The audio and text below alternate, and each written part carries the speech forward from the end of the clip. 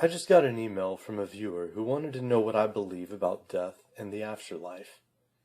He wrote, "I'm wondering what you know about death.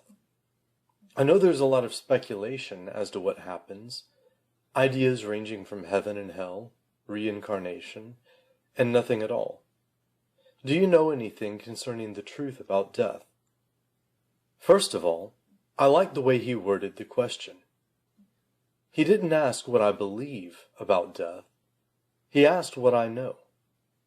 And I'm going to do my best to answer the question from the standpoint of direct knowledge. But I'll offer some of my personal beliefs too. Obviously, we know that we all die. Benjamin Franklin famously said that in this world, nothing can be said to be certain except death and taxes. And yet death remains one of life's great mysteries. And I believe that the mystery of death is very closely related to the mystery of consciousness. Without the mystery of consciousness, there would be no mystery of death. From a reductionistic, materialistic perspective, nothing happens when you die.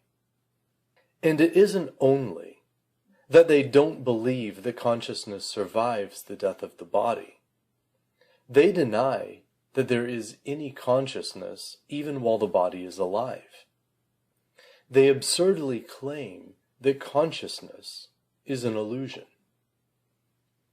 Of course, without consciousness, there can be no illusions. For there to be an illusion, there must be consciousness. There can be no mirage of an oasis in the desert unless there is a mind in which perceptions can arise. Without any conscious being to perceive the illusion, there's only the desert. In the same way, how could there be an illusion of consciousness unless there were a conscious being to perceive the illusion? It's absurd.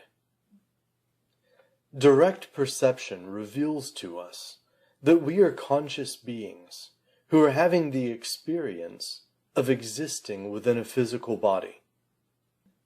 And just as our physical bodies are animated by consciousness, we observe that other physical bodies, like our own, also seem to be animated by consciousness.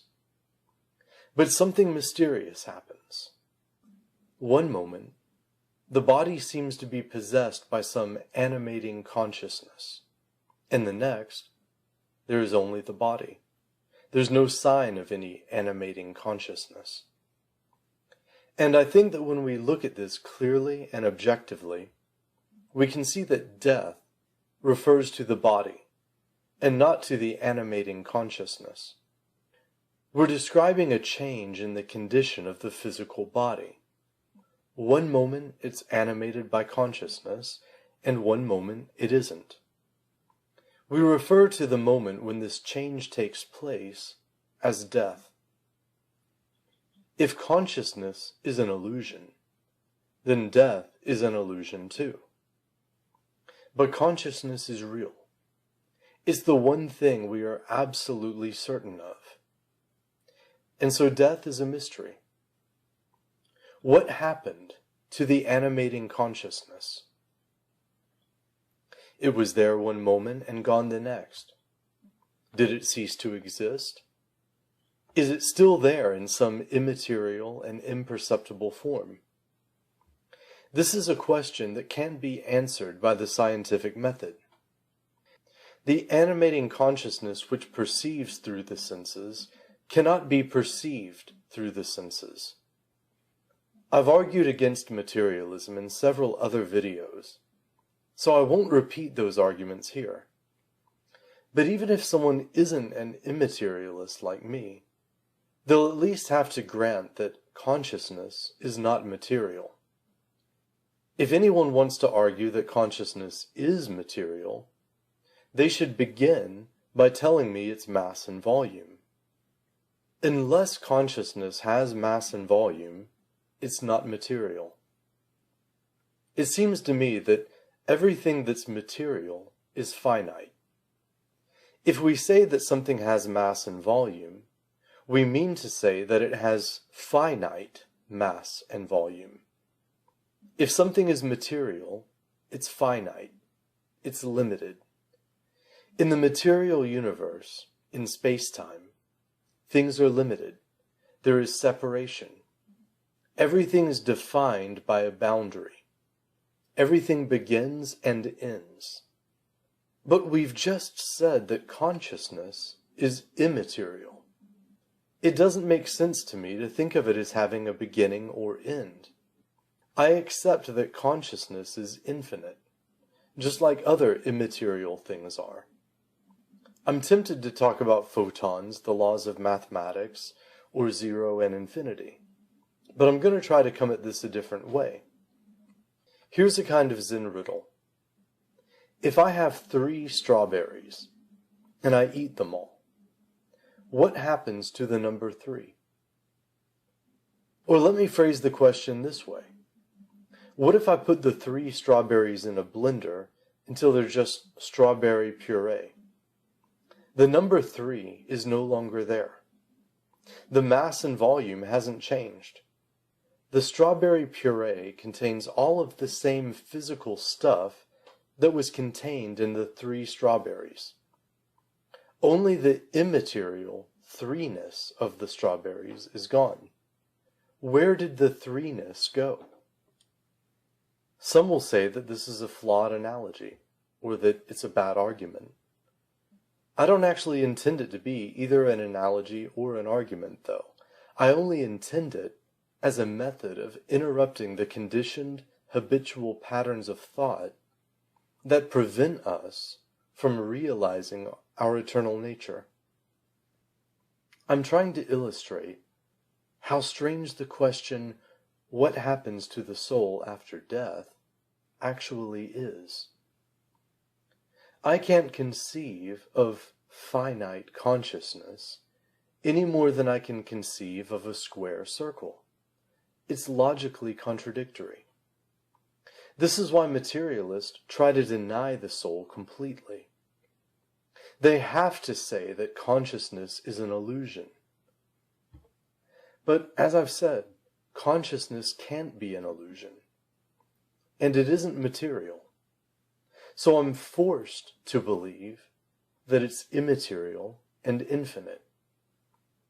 And I'm aware that there have been different philosophical arguments made in favor of the immortality of the soul.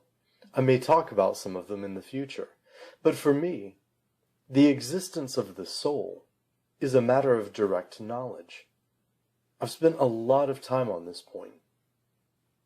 And the knowledge that the soul is infinite follows from the knowledge that the soul is immaterial. No argument is needed.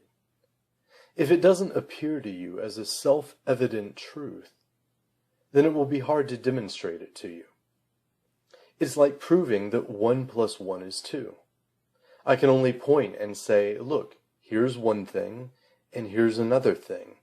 When I put both things together, I have 2 things.